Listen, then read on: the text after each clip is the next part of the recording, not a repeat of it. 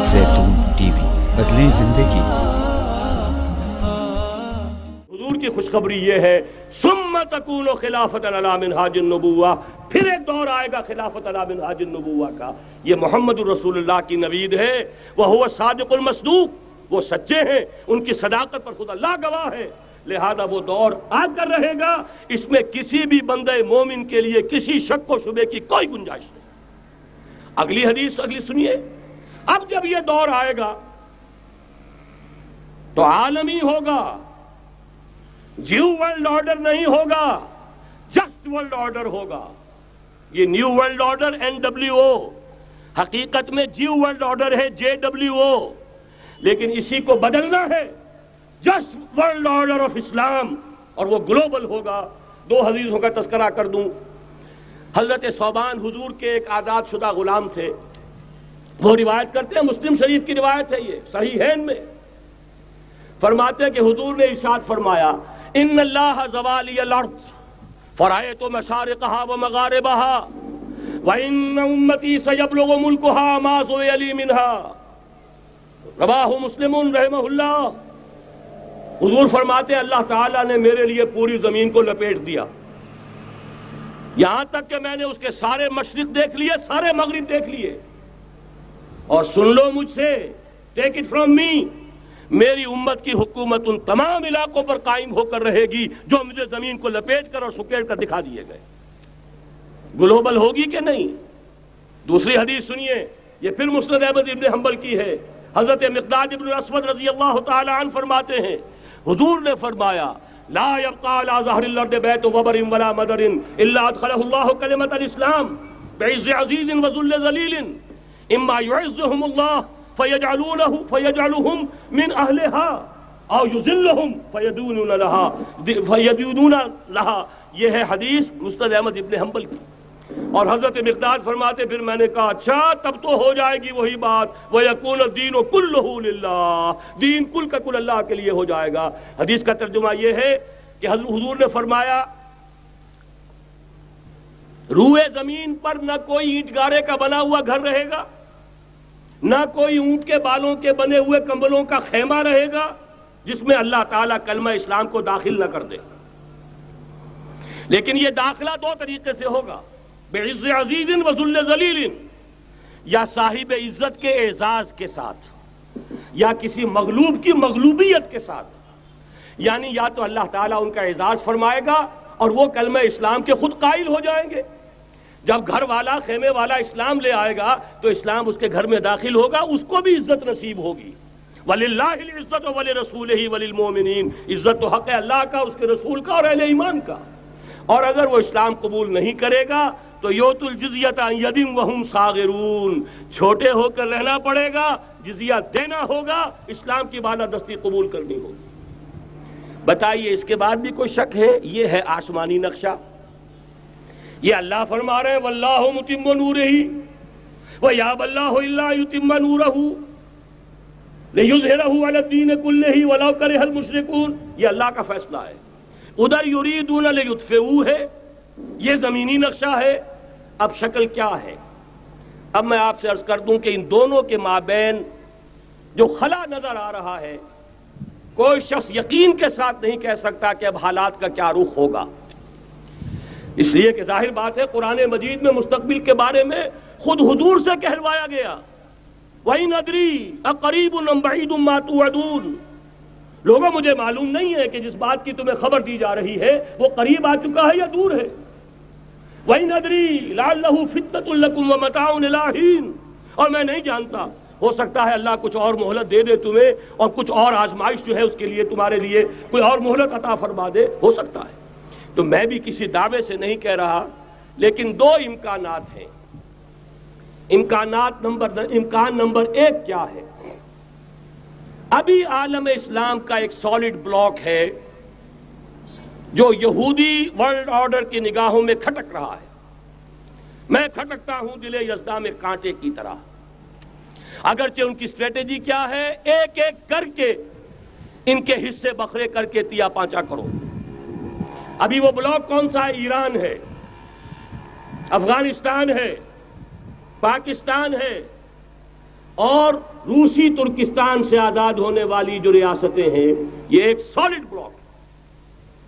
یہ عجمی مسلمان عربی نہیں، عربی گئے، یہ نوٹ کر لیجئے، اس لیے کہ عربوں کو اللہ نے فضیلت دی تھی، محمد ان میں سے تھے صلی اللہ علیہ وسلم، یہ رتبہ بلند ملا جن کو مل گیا۔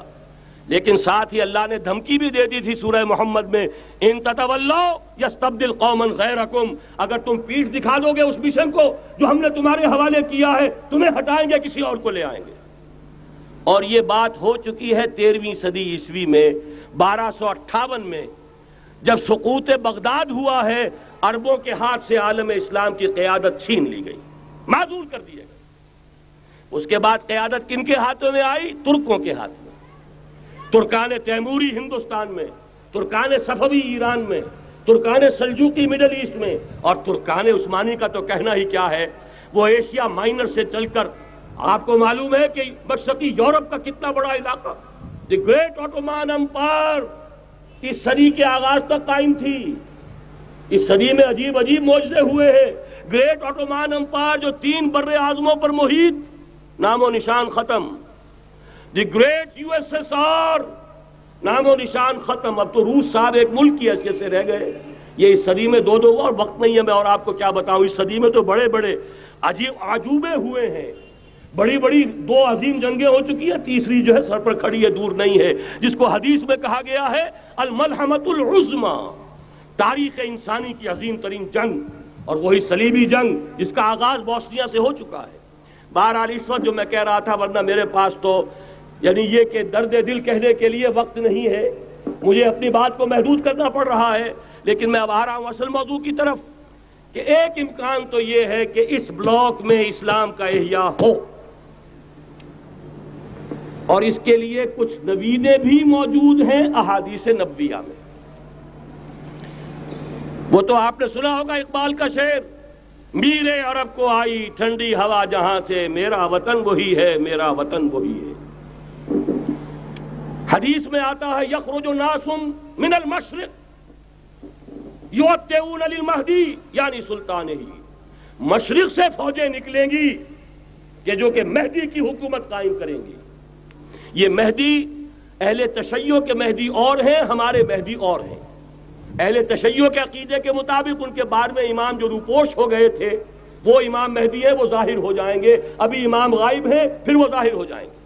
ہمارے نزدیک یہ مہدی پیدا ہوں گے یا ہو چکے ہوں، اور یہ ہوں گے حضرت فاطمہ کی نسل ہی سے رضی اللہ تعالی عنہا، لیکن عالم عرب کے اندر پھر ایک طاقت بن کر ابھریں گے، باطل کی قوتوں کے خلاف جہاد کریں گے، لیکن ان کو مدد آئے گی 2 طرف سے، ایک زمینی مدد آئے گی مشرق سے، ایک آسمانی مدد آئے گی، عیسیٰ ابن مریم کا نزول، حضرت مسیح علیہ السلام جو زندہ آسمان پر اٹھائے گئے تھے نازل ہوں گے، اور در حقیقت ان 2 مددوں کے نتیجے میں پھر یہود کا قلع قمع ہوگا، اور یہی گریٹر اسرائیل ان کا گریٹر گریو یارڈ بن کر رہے گا، عظیم تر قبرستان بن کر رہے گا۔ اس کی بڑی واضح حدیثیں موجود ہیں، اس کی بڑی تفصیلی خبریں موجود ہیں، یہ احادیث کی کتب کے اندر، بدقسمتی سے ہماری اس کی طرف توجہ نہیں ہے۔ ایک تو یہ ہو سکتا ہے، اسی طریقے سے ایک اور حدیث ہے، یخرج من خراسان رایات سود، اور یہ مسلم شریف کی روایت ہے، نوٹ کیجئے گا، نہیں ترمذی شریف کی روایت ہے، یخرج من خراسان رایات سود لا یردها شیء حتی تنصب بایلیا، اور خراسان حضور کے زمانے میں آج کے افغانستان کا نام تھا۔ یہ افغانستان میں جو جہاد ہوا ہے، غلطیاں ہوئی ہیں اور غلطیوں کا خمیازہ بھگت رہے ہیں، یہ تو اللہ تعالیٰ کی سنت ہے جس میں اللہ نے صحابہ کو بھی ایگزمپٹ نہیں کیا، غلطی کی سزا دی ہے۔ 35 صحابہ کی غلطی غزوہ احد میں ہوئی، جہاں سے حکم تھا کہ مت ہٹنا، 50 میں سے 35 ہٹ گئے، نتیجہ کیا نکلا؟ فتح شکست میں بدل گئی، 70 صحابہ شہید ہو گئے۔ اللہ تعالیٰ نے فرمایا وَلَقَدْ صَدَقَكُمُ اللَّهُ وَعْدَهُ إِذْ تَحُسُّونَهُم بِإِذْنِهِ حتى اذا فشلتم وتنازعتم في الامر وعصيتم من بعد ما اراكم ما تحبون۔ مسلمانوں ہم سے گلہ نہیں کر سکتے، ہم نے اپنا وعدہ سچا کر دکھا دیا تھا جبکہ تم انہیں گاجر مولی کی طرح کاٹ رہے تھے، لیکن جب تم ڈھیلے پڑ گئے، تم نے ڈسپلن کو توڑا، تم نے اختلاف کیا تو سزا دی ہم نے۔ تو اگر صحابہ کرام رضوان اللہ تعالی علیہ مجمعین خیر الناس بعد الانبیاء، پوری نوع انسانی کے اندر انبیاء کے بعد بلند ترین انسان، اگر ان کی بھی غلطی کا خمیازہ جو ہے اللہ نے چکھایا، کیوں چکھایا؟ ضروری تھا، آئندہ کے لیے سبق ہو جائے۔ یہ وَلِيُمَحِّصَ مَا فِي قُلُوبِكُمْ، تاکہ تمہارے دلوں کے اندر اگر کہیں کوئی کھوٹ ہے اور پاک کر دیں ہم۔ اس لیے بہرحال غلطیاں ہوئی ہیں افغانستان میں، ایک امام کے ساتھ بیعت نہیں تھی، بلکہ بدقسمتی اور بڑھ کر یہ ہے بیعت کر کے توڑ دی۔ عبد الرسول سیاف صاحب کے ہاتھ پر ہمارے پاکستان کے 7 گروپ جو تھے، انہوں نے عین حرم میں بیٹھ کر بیعت کی اور پاکستان آ کر بیعت توڑ دی۔ سزا اس کی مل رہی ہے، آپس کی خانہ جنگی یوں ہی نہیں ہو رہی، کوئی سبب ہے، لہذا یہ سزا تو ملے گی، لیکن جتنا خون یہاں پر خلوص کے ساتھ دیا گیا ہے اس کی مقدار بھی کم نہیں ہے۔ یہاں سے خیر برآمد ہوگا۔ اور دوسری بات اپنے بارے میں نوٹ کر لیجئے، یہ پاکستان، بچا کھچا Pakistan, what remains of Pakistan, یہ اصل میں ہے کیا؟ مولانا بہت خوبصورت انداز میں فرما رہے تھے، یہ 313 نہیں تھے، اسلام تھا۔ اسی طرح نوٹ کیجئے، پاکستان نہیں ہے، 4 صدیوں کی تجدیدی مساعی کا حاصل ہے۔ آپ نے کبھی نوٹ کیا ختم نبوت کے بعد اب سب سے اونچا منصب کس کا ہے؟ مجددین۔ سنن ابی داؤد کی روایت، ان اللہ یبعث فی هذه الامہ علی راس کل 100 عام من یجدد لها دینها۔ اور نوٹ کیجئے کوئی بات ہے، 1000 برس تک سارے مجدد عالم عرب میں پیدا ہوئے، جیسے ہی دوسرا 1000 سال شروع ہوا، الف ثانی کا مجدد اعظم شیخ احمد سرہندی کہاں تھا؟ صنم خانہ ہند میں حاضر ہوا۔ میں شیخ مجدد کی لحد پر، وہ خاک کے ہے زیر فلک مطلع انوار، گردن نہ جھکی جس کی جہانگیر کے آگے، جس کے نفس گرم سے ہے گرمی اعراض۔ وہ پھر 12ویں صدی کا مجدد اعظم امام الہند شاہ ولی اللہ دہلوی، 13ویں صدی کا مجدد اعظم سید احمد بریلوی، اس کے خون کا امین اور اس کے ساتھ کے شہداء کے خون کا امین، ان کے جسموں کا امین آپ کا خطہ ہزارہ، آپ کا خطہ سوات، اس میں ان کی جانیں ہیں جو دی گئی ہیں۔ اور وہ نہایت میں آپ سے عرض کر دوں، دور صحابہ کے بعد اتنا خالص اسلامی جہاد پوری مسلمان تاریخ میں نہیں ملے گا جتنا وہ تحریک شہیدین کا تھا۔ 14ویں صدی ہجری میں شیخ الہند جیسا مجاہد اعظم کہ انگریز نے گرفتار کر کے قید بھی کیا ہے، تو کہاں ہندوستان میں نہیں، کہاں جزیرہ سائرس، کیا نام تھا؟ بالٹا، جزیرہ مالٹا بحر روم میں۔ اقبال کے نفس سے ہے لالے کی آگ تیز، ایسے غزل سرا کو چمن سے نکال دو۔ کہیں ہندوستان کی کسی جیل میں ہوا تو شاید اس کے نفس کی گرمی ہی سے کوئی حرارت پیدا ہو جائے۔ اور اسی صدی میں 14ویں صدی ہجری میں اقبال جیسا مفکر، اسی 14ویں صدی ہجری میں مودودی جیسا مصنف، اسی 14ویں صدی ہجری میں مولانا الیاس جیسا مبلغ رحمہم اللہ، عظیم شخصیتیں آج پورے عالم اسلام میں آپ کو تبلیغی دوست ملیں گے۔ یہ کہاں سے شروع ہوئی تحریک؟ دہلی کی ایک چھوٹی سی مسجد سے، وہ مسجد بنگلے والی اب تو بڑی عالیشان ہو گئی ہے، جب وہاں شروع ہوا تھا کام بڑی چھوٹی سی مسجد۔ یہ سارے کام یہاں کیوں ہوئے؟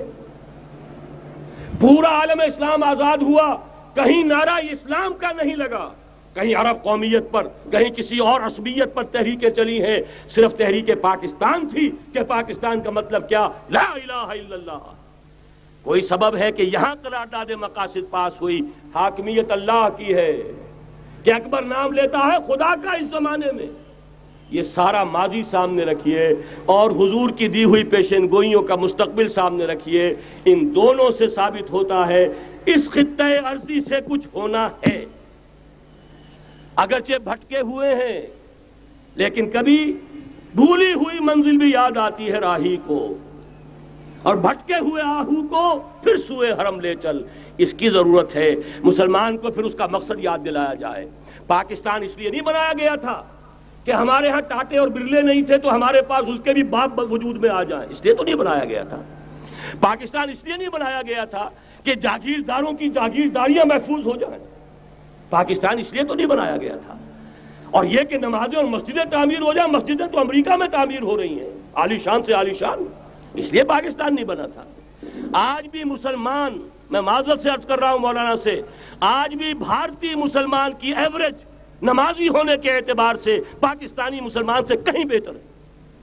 آج بھی برقع نظر آ جائے گا تو ہندوستان میں نظر آ جائے گا. میں نے اپنی آنکھوں سے دیکھا چند سال پہلے، جب مکہ مسجد حیدرآباد دکن میں 3 دن مسلسل میری تقریریں ہوئی ہیں، 10,000 مرد اور 5,000 خواتین، اور ان میں سے کوئی بغیر برقعے کے نہیں تھی.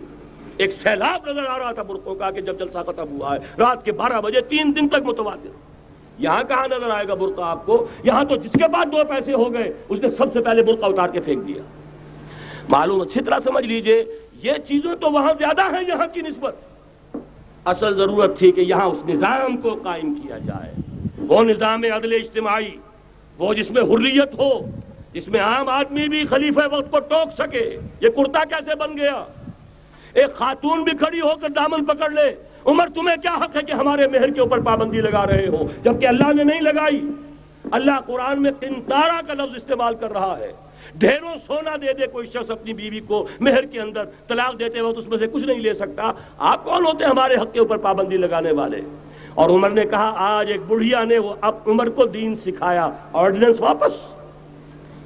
حضرت سعد بن ابی وقاص رضی اللہ تعالی عنہ جو فاتح ایران تھے، وہ گورنر ایسے ہی نہیں بن گئے تھے ریوڑیاں بٹی ہو اور گورنر ہی مل گئی ہو. وہ تو خود فاتح تھے ایران کے، اس لیے گورنر تھے. صرف ایک پرچہ پہنچا ہے بارگاہ خلافت میں، حضرت عمر فاروق کے پاس انفارمیشن آئی سعد نے اپنے گھر کے باہر ڈیوڑی بنا لی ہے اور ایک دربان کھڑا کر دیا ہے. حضرت بلال کو بھیجا ہے رقعہ دے کر، اور یہ حکم تھا کہ بلال پہلے تو جاتے ہی ڈیوڑی میں آگ لگا دینا، پھر یہ رقعہ دینا میرا. اور رقعے میں لکھا ہوا تھا اے سعد، لوگوں کو ان کی ماں نے آزاد جانا تھا، تم نے انہیں اپنا غلام کب سے بنا لیا ہے. یہ دربان کھڑے کر دیا اپنے آگے. وہ حریت، وہ مساوات کہ جا رہا ہو خلیفہ وقت اور چارج لینے جا رہا ہے بیت المقدس کا، کوئی ذاتی علاج کے لیے نہیں جا رہا، سیر و سیاحت کے لیے نہیں جا رہا، چارج لینے کے لیے بالکل سرکاری وزٹ ہے، آفیشل وزٹ ہے، اسٹیٹ وزٹ ہے. اور حال کیا ہے؟